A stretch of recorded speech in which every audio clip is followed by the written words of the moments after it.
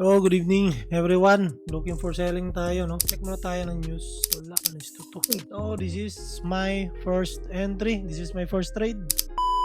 Sell ako sa gold, mga idol. Bearish yung bias natin. Short term selling. Siyempre, selling din kami. Yun, no? Mga praying good evening. Araw din tayong di nakapag-live, mga idol, no? Busy sa farm. So, hopefully, magpe-play out tong trade natin. This is our first trade. Consistency. Yes.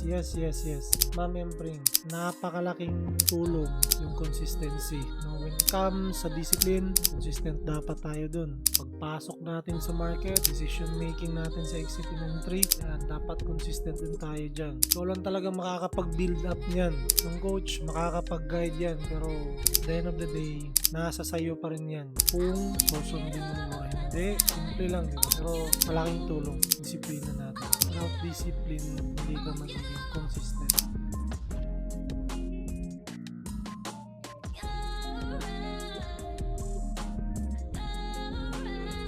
Same day sa mga student boss, nagpadako ay nag-profit sila.